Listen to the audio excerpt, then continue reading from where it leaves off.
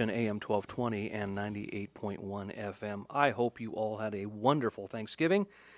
We sure did at the Cook Chateau, and we had great weather on Thanksgiving. It's great weather today.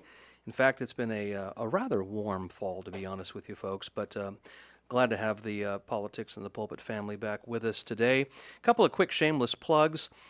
This coming Saturday, for those who may not have anything to do, hopefully you do have something to do, but if you don't, we have a Christmas concert extravaganza this Saturday at 4 p.m. for those who like the Santa Clarita Valley Concert Band.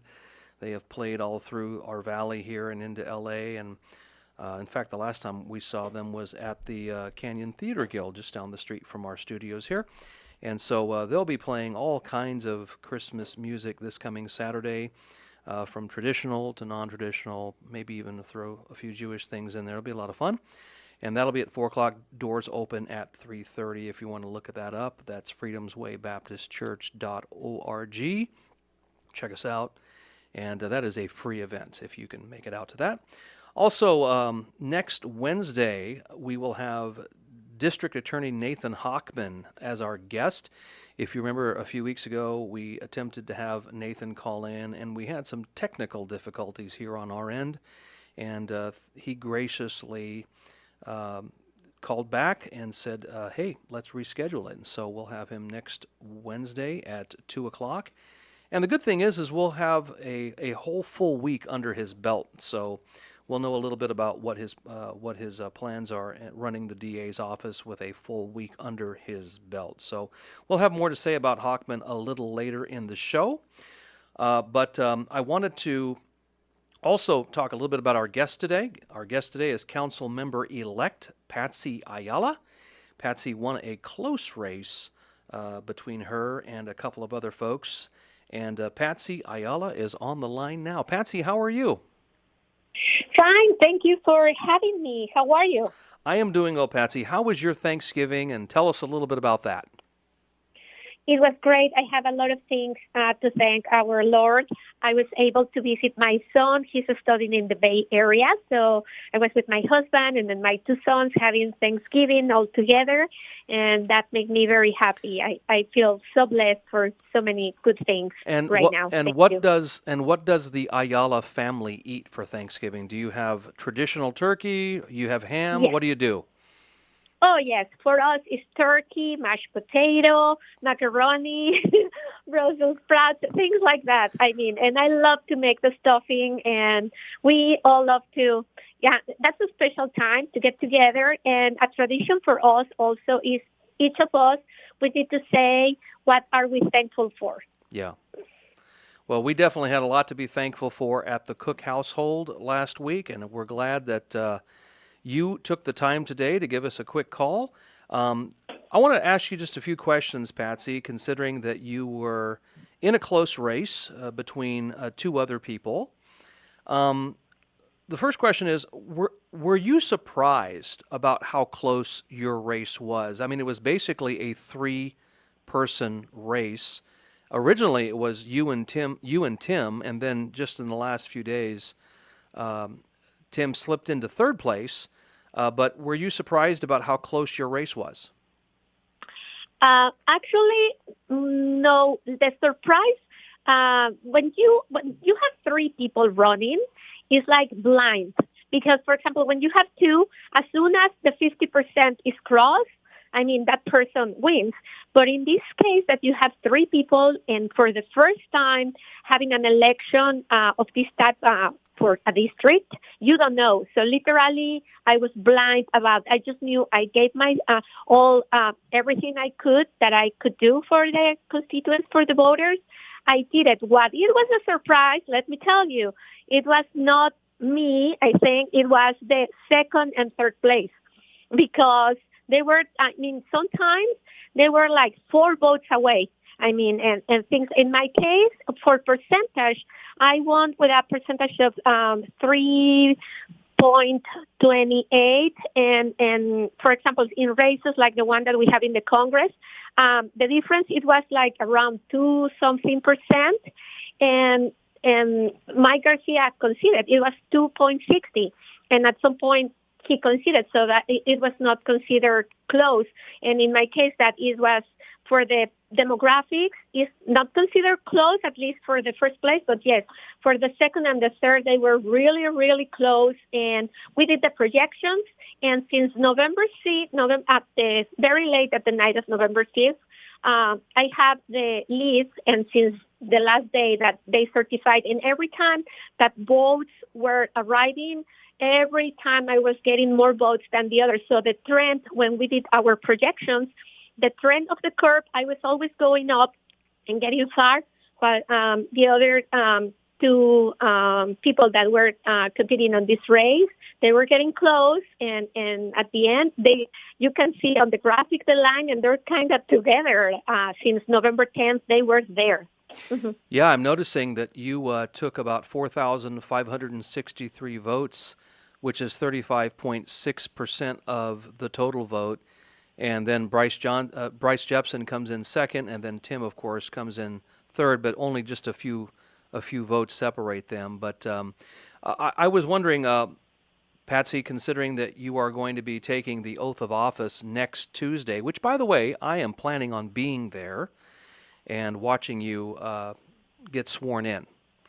But what are your priorities, Patsy, as you take office next Tuesday for the city of Santa Clarita? I know you love our city, and I know you want our city to stay safe and beautiful.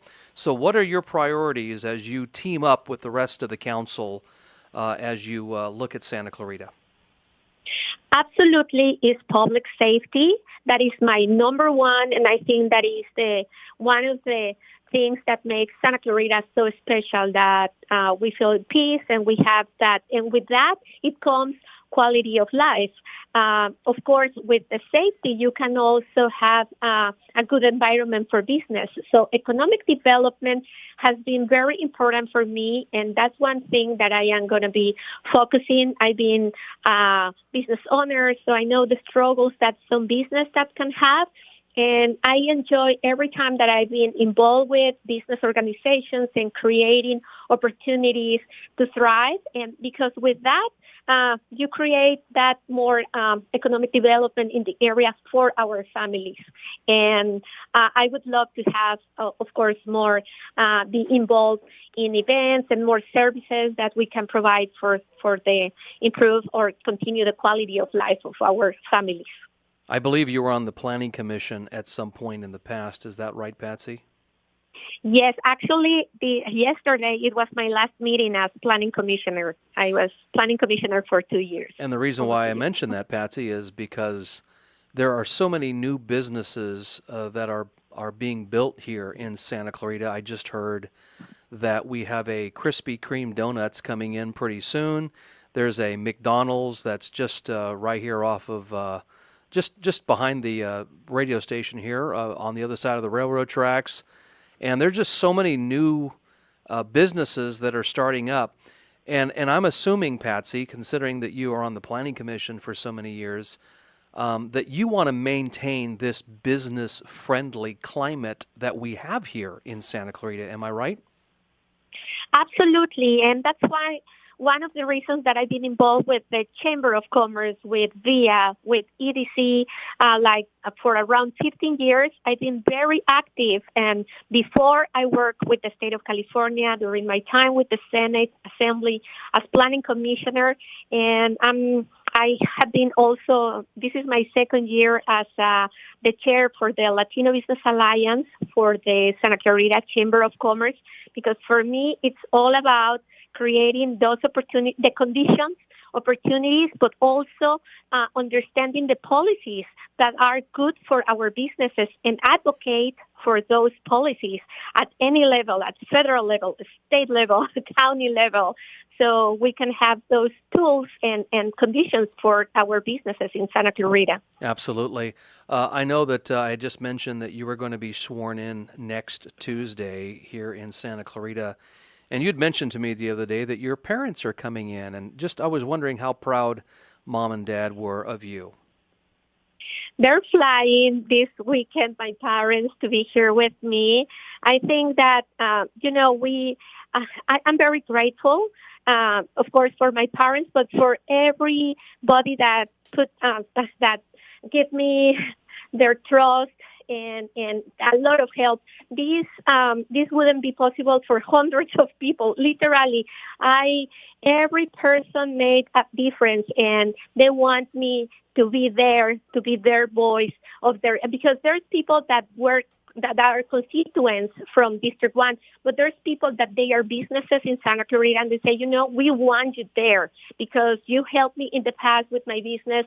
We saw you, or because you are family-oriented, or for different reasons, organizations, people, families, businesses, they supported me, and I have them in my heart, and everybody is invited. Of course, that's a public meeting for Santa Clarita to be part in case somebody want to join. Of course, this is a public meeting because it's all about representing all of you. And that is next Tuesday, December 10th at 6 p.m., correct? Yes, well, at 6 p.m., the city council starts. That's the meeting. But usually the tradition, the agenda is not released yet on the website, but usually what the city of Santa Clarita do is at 5 p.m., they have a special meeting. Because in this case, we have our dear mayor that he's going out from the council. So usually when that happens, city council member is going out, there are some recognitions, or there's organizations and people that come and show the appreciation for their time in the city council. Sure. And after that, that's when the new city council members are sworn in. And then now that they are sworn in, that we have the 5 city council members, and that there's the election for mayor pro tem, and the other 3 city council members. So, but my understanding is that usually it's at 5, that starting with the farewell with the mayor, and I don't know how long that will be, but just right after that, that's when is the swearing in. So depending on that, it could be 5:45, it could be 6, not sure because agenda is not released, but that's usually what happens. Well, we'll wait for the agenda to come out, but we'll just advise folks to get there around 5 o'clock because they just never know what's going to happen. Now, I know that you know all of the people that are on the council, and my assumption is, Patsy, you have a great relationship with everyone from Cameron to Jason to Laureen. You have a good working relationship with everybody. Is that correct?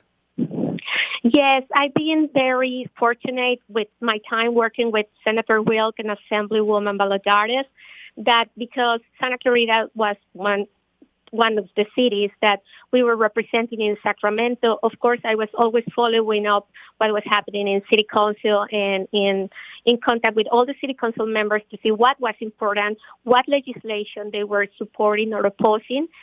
Of course, I was the liaison between Santa Clarita and the Senate with bringing that to our legislators, and I was working hand by hand as a Santa Clarita team to bring those voices, and it was super nice. I mean, I always had a lot of respect for all our city council members and the great work they have been doing, because that's why we have a beautiful city, because of their leadership. So I'm so fortunate, and I am so excited about starting this new chapter professionally and to be Team Santa Clarita with them. Well, I want you to put on your thinking cap real quick here, Patsy, and give our listeners 1 or 2 lessons that you learned as you ran for this seat. I'm sure that everyone would have different lessons, but what were your lessons that you learned as you ran for this seat? The first one is that the people is the most important, because I was walking many houses, visiting many families, and listening their point of view, exactly what are they feeling in their wallet, what are they feeling in their heart, and what are they sharing about their thoughts about the city or what we can do better. I think it's really refreshing, and they are the bosses. I mean, they are the boss on this, of course, from the city, and they are the most important. That's the lesson number one, to listen and to be very caring about what they are sharing. And number two, that, you don't give anything for granted. And for everything I do, and I'll continue doing in the future, you always need to do your best, because the day of the election, I was like, I did everything. I mean, I was not regretting, I should have done. And I think that's a thing that I learned, that I need to continue that. Always giving your best. Always. It's not like a little less. No. Your best and more. So no regrets, Patsy, as you look back over your campaign. You're satisfied that you did everything that you could have done in your power to win this race, which of course you've won. But as you look back, is there anything else you could have done, or do you feel that you did everything you could have done? Well, I did everything I could, and I took the decisions that I needed to be taken to be at the end of the day. And every election is different, and depending, of course, what are the needs of the constituents. That's why, or how's the economy, every election and every seat is different. But now I'm happy. Also, why I'm happy? Because so many people were joining me. It's like, I help you on this. And people, it was so beautiful the way many people were giving their time, volunteering, calling, and supporting, contributing. It was very, very beautiful. And that's why I was giving my best. And I want to, now that I'm in here with you, I just want to thank all that people that were very generous on their time and anything to be in this trip with me. So we were together working for Santa Clarita. That's how I was feeling. And I'm very, very thankful. Well, we're talking to Council Member-elect Patsy Ayala for District 1 here in Santa Clarita. And Patsy, I am looking forward to seeing you and your family this coming Tuesday, December 10th. And for anyone out there in Santa Clarita who supported Patsy, or even if you didn't support Patsy and you now are going to be represented by her, encourage you to come out to the City Council there on Valencia Boulevard and take part in this process, which is a swearing-in ceremony. And also, this is our City Council, and this is a public event. So, Patsy, thank you so much for calling into the show today. Looking forward to seeing you next Tuesday. Thank you so much for the time to be talking with me, and also to share with your listeners about this experience. Thank you for everything. I'll continue working for Santa Clarita. Absolutely. We'll see you next week, Patsy. Thank you. Thank you. Have a great day. All right, there goes Patsy Ayala, Council Member-elect here in Santa Clarita. When we come back on Politics in the Pulpit, we are going to, me and Jen, the board up here, are going to settle an old debate. Old Christmas music versus new Christmas music. I wonder which of the two will win out. We'll catch you back here on your hometown station.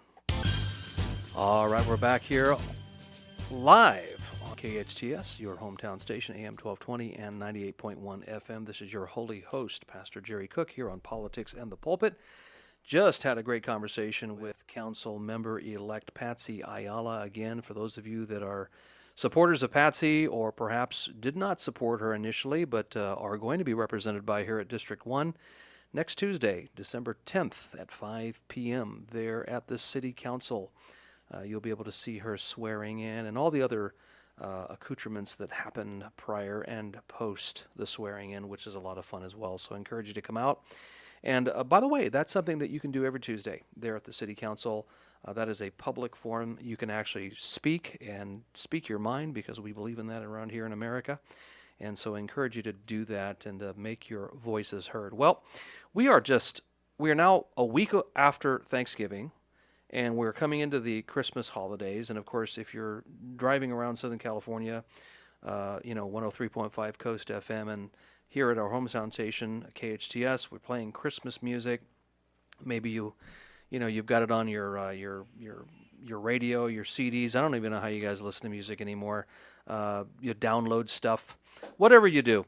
I just know that in my household, a debate is settled, but there is a debate going on in the broader community about Christmas music.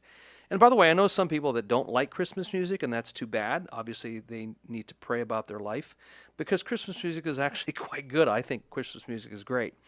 But I grew up at a time in the 80s and 90s when, and by the way, I should probably say this. I actually like music from the 30s, 40s, 50s, and 60s, and maybe a little bit in the 70s. So, and when I say those decades, it's eclectic, even though certain crooners are to my liking, like Sinatra and Bing Crosby and Perry Como and others like that. There's a whole generation of people that don't know any of those names that I just mentioned. But Jen, our board op, has informed me that she loves Christmas music. And if that is the case, Jen, could you give me maybe 3 or 4 Christmas songs that you would put in the top 5? Oh, wow. Top 5. Certainly number 1, and I'm maybe a little biased because I am a Wizard of Oz nut. So I would have to put Judy Garland's Have Yourself a Merry Little Christmas. From Meet Me in St. Louis. From Meet Me in St. Louis. 1944. Yes, very good. And she sings that song, and it's just heartbreaking. And obviously it goes with the scene where they're fighting against having to move from their home in St. Louis. So it's just, I don't know if you can get any better than that. I would say maybe a close second would be Burl Ives. Have a Holly Jolly Christmas. Yes, I love him. And when I look at him, I think of a snowman. Yes, of course. Of course, as you should. From Rudolph. Claymation. And I love it. It's Have you so great. introduced all those things to your yes. children as well? Oh, certainly. Yeah. We watch them yearly, and we even watch, of course, A Charlie Brown Christmas, which everyone has to watch, right? Yeah. And of course, as a pastor, there's even Bible stuck into that one, right? Yeah. Linus quotes the book of Luke there. Yeah.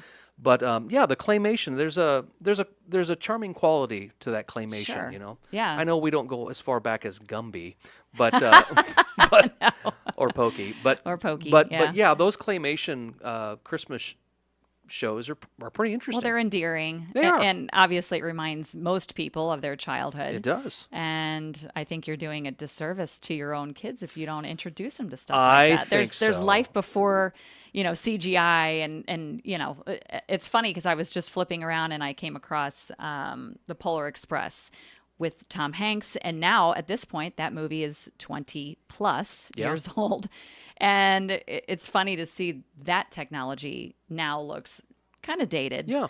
But you always go back to Rudolph and what was the other ones? The Year Without Santa Claus. The Year Do you Without remember Santa that Claus. one? Santa Claus is Coming to Town, which Yeah. is the origin, which Mickey Rooney voices that. Yeah. And then all this old Hollywood that a lot of the generation today don't even know anymore. And let's go back to the Christmas songs. So you said Judy Garland's Have Yourself a Merry Little Christmas from Meet Me in St. Louis. And you said a close second would be A Holly Jolly Christmas. Burl and Ives, let's just take this for instance. Here's a reason why I think the old Christmas songs sung by the old artists have a better feel to them than the new ones. Because I have heard A Holly Jolly Christmas done on Coast. You name it. By Amy Grant. Sure. Now, I'm not suggesting Amy Grant's not a bad singer. She's obviously a great singer. But it just doesn't have the feel of that 1963-ish recording, recorded for Decca Records on that old, the old way they recorded on that acetate or whatever it was. I just think there's a quality to it that it is lost in today's genre. Yeah, sometimes you don't want it to be all bright and shiny. Yeah. Not everything has to be brand new. And speaking of technology, same thing. It kind of loses its character, for lack of a better phrase. And the warmth and the coziness and the fuzziness of it. Yeah, and certainly there is nostalgia that's tied to that, with you and I growing up with that as kids, everybody around us growing up with those songs as kids, so that instantly brings you back to But I need to mention, assuming a better time. But I need to mention, Jen, you are younger than me. By only a little bit. Let's not get crazy, Pastor. I'm up there with you. So third song.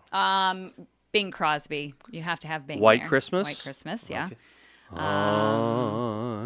Yeah. Okay, that was my best groaning. Now, is there. that in? I always confuse that with Holiday Inn And White Christmas, which So Holiday Inn came out in 41. That's with him and Fred Astaire. okay, That's the black and white movie okay, where they try to open this inn somewhere back east, and they have themed, right, themed holidays. Well, they have these holidays that they're themed around, and they do a big show. okay, And so that's 1941.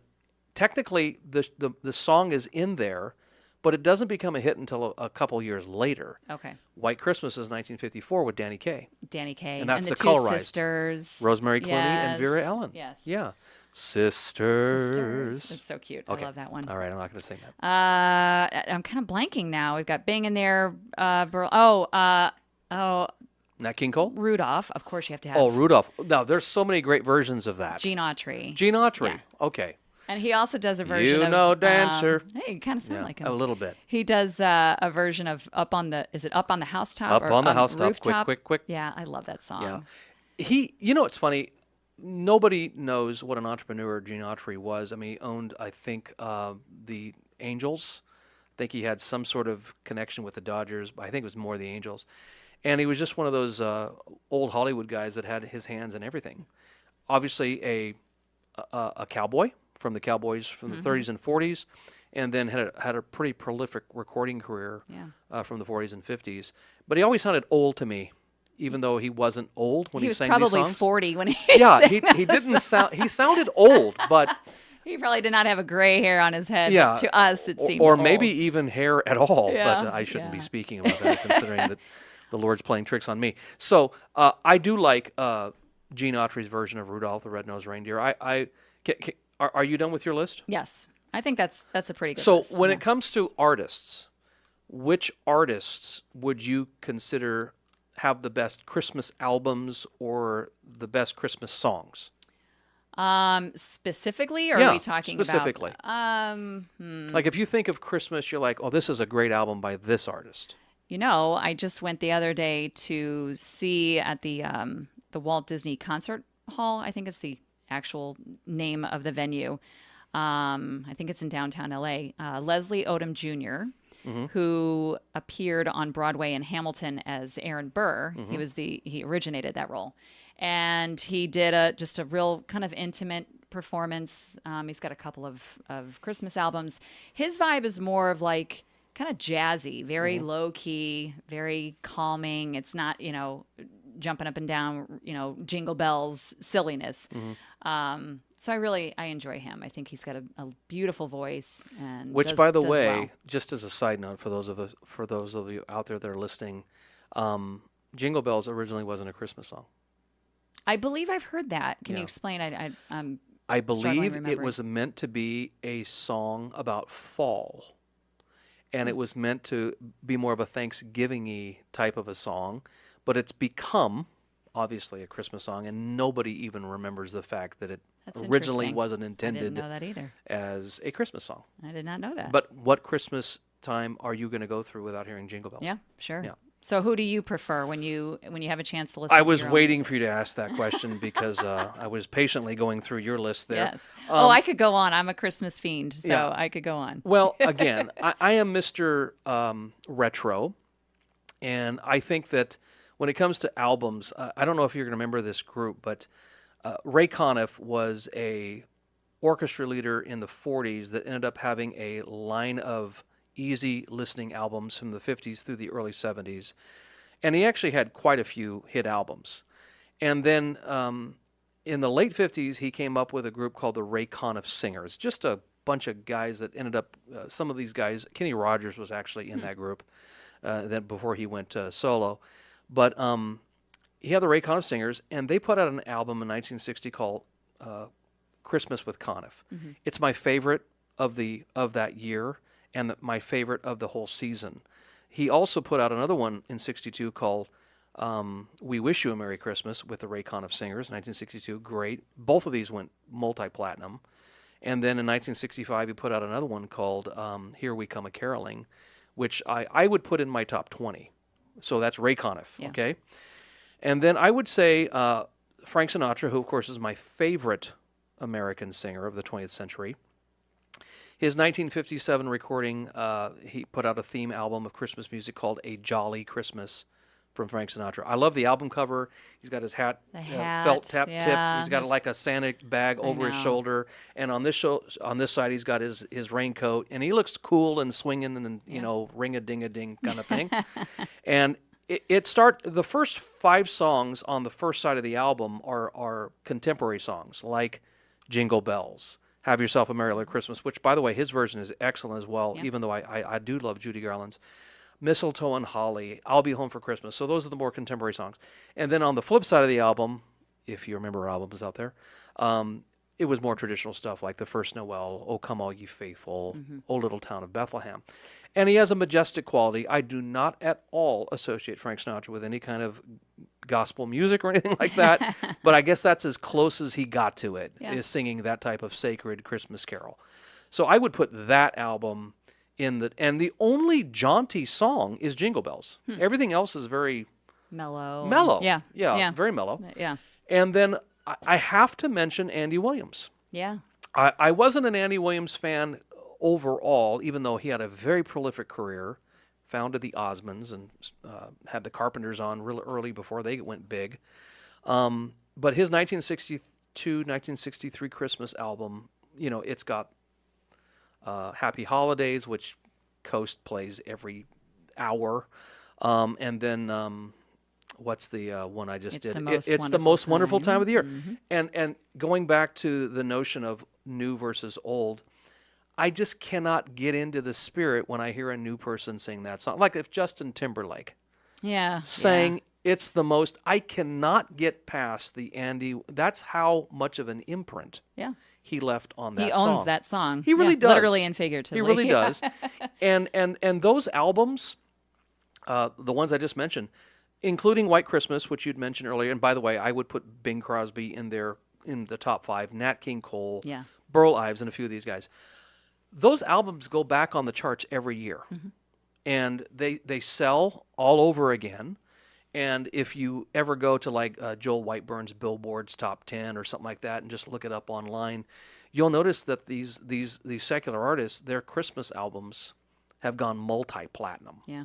Bing Crosby's White Christmas is like a 35 million seller. It's ridiculous, and it's because it's sold over and over and over again. In fact, from 1947 to I think all the way into the early 90s, I believe White Christmas went in the top 20 every year. It's incredible. It's amazing. Every generation comes through, obviously, and Exactly. they're reintroduced to it. So what's the one song that you'll immediately turn off if you hear it on the radio, can't get your finger fast enough to the button to change the channel? Wonderful Christmas Time. That one. Paul McCartney. Or is it Wings, I guess? It Paul was McCartney, when he was with technically. Wings, yes. Yeah. I can't. That one irritates the fire out of me. It just doesn't have a Christmas feel, especially that. That real the weird. sound is weird. Oh, just it's so sound is strange. weird, I'll and give I you don't. that, And yeah. it's the '70s, and you can smell it. Yeah. I just don't even like it. Smells old and It musty. does. Yeah. You can just see the shag carpet. Yeah, So- it's not catchy. I'll give you that, And yeah. for some reason, these Christmas channels that play, whether it's Sirius or Coast or whatever, they play that song ad nauseum, and I'm like, this is the worst Christmas song ever. What was Paul McCartney, who, by the way, otherwise is a very talented man? Of course. Why did he ever think this is the next Rudolph? It's a hit. Yeah, it's pretty terrible. I have to put the Waitress's Christmas Wrapping at my top ultimate cannot stand this song. Why in the world would anybody want to listen to that? Oh, by the way, do you remember in the 80s when that song, oh, for heaven's sakes, I just got a brain freeze, where Santa gets run over by a reindeer? Sure. Yeah. Grandma got ran over by a reindeer. Yeah. That was a big hit in the 80s. I don't know why. Patsy and somebody. Somebody. But you're Yeah. right. And Yeah, yeah. it just goes to show you we don't think of that, but we can think of Andy Williams, right? Right. But that has such a plastic sound as well. Yeah. I mean, it's a novelty. I get It's it. shtick, of It's course, shtick, yeah. but it's stupid. But anyway, Jen, thanks for letting us rap a bit here. Sure. No pun intended. Christmas rapping, yeah. About Christmas. When we come back on the show, we'll talk a little bit about Nathan Hochman and also Donald Trump telling Hamas, you're going to have hell to pay if you don't let those hostages out by Inauguration Day when we come back here on your hometown station. All right, we're back here for our final segment on Politics in the Pulpit here on your hometown station, KHTS AM 1220 and 98.1 FM. This is your holy host, Pastor Jerry Cook. Again, real quick shameless plug for this coming Saturday for those of you who have nothing to do. Saturday at 4 o'clock at Freedom's Way Baptist Church in Santa Clarita. We have the Santa Clarita Valley Concert Band. We'll have an hour and 15 minutes, hour and 20 minutes of nothing but Christmas music. Encourage you to come out. Doors will open at 3:30. Again, it's a free event, just gas to get there. Encourage you to come on out. We'll have some fellowship afterwards, some hot chocolate, some coffee, and a bunch of Christmas treats as well if you want to stick around and talk afterwards. Well, as we come to the end of the broadcast today, I wanted to talk about a couple things here. Like him or lump him, and a lot of people like him and a lot of people lump him, Donald Trump has a way of saying something, whether it be in person or in a tweet form. But Donald Trump put out on his Truth Social a few days ago a tweet about the Hamas hostages. And he said, quote, Everybody is talking about the hostages who are being held so violently, inhumanely, and against the will of the entire world in the Middle East. But it's all talk and no action. Then he goes on to say, please let this truth serve to represent that if the hostages are not released prior to January 20th, 2025, which, by the way, is his inauguration day, the date that I proudly assume office, that there will be, quote, this is all in caps, folks, there will be all hell to pay in the Middle East and for those in charge who perpetrated these atrocities against humanity. I think that is the type of clarity and brinksmanship that we missed in the last 4 years. And I know that Biden ran on this notion of normalcy in 2019 and 2020, but that normalcy was not what we expected. And I think the type of brinksmanship we want is what we're hearing right now.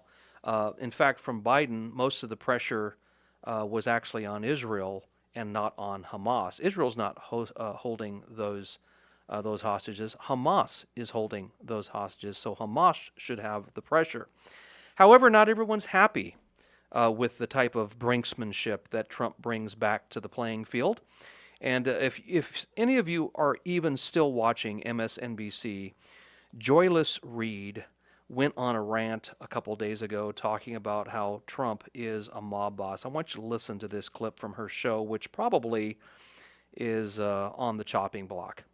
We are seeing a global trend of the far right surging. It isn't just happening here. But let's bring you back to the U.S. and to our local gangster, Donald Trump. He's not even president yet, and he's already spending his time sitting in his golden palace, Mar-a-Lago, muscling other countries like he's Tony Soprano with a social media site. Doing things like, reportedly, debating whether or not to invade Mexico, threatening BRICS countries, Brazil, Russia, India, China, and South Africa, with 100% tariffs if they don't commit to trading in dollars and not their own currencies.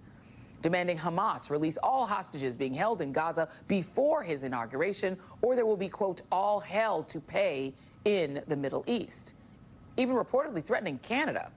According to Fox, when Canadian Prime Minister Justin Trudeau went to Mar-a-Lago this weekend to try to talk Trump out of his 25% tariff threat, Trump apparently suggested that if Canada can't handle the tariffs that would violate the NAFTA upgrade Trump himself signed into law, the USMCA, they should just become the 51st state.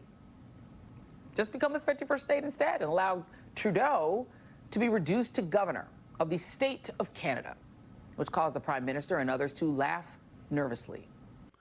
No, what's wrong with that? I'm not talking about Joyless Reed. Obviously, she doesn't like anything that Trump does, including breathe.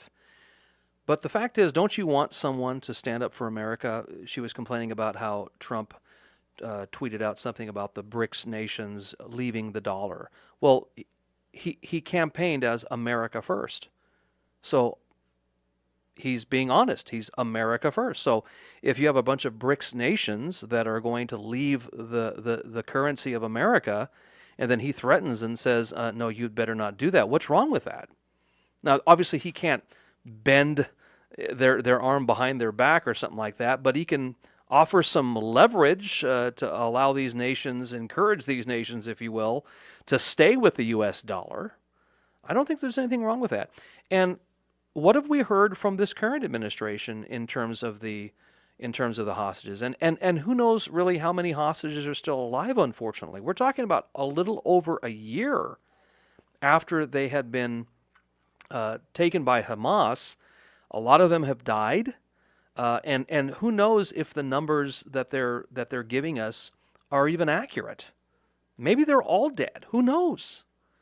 But wouldn't you much rather have an American president putting the pressure on Hamas and not on Israel?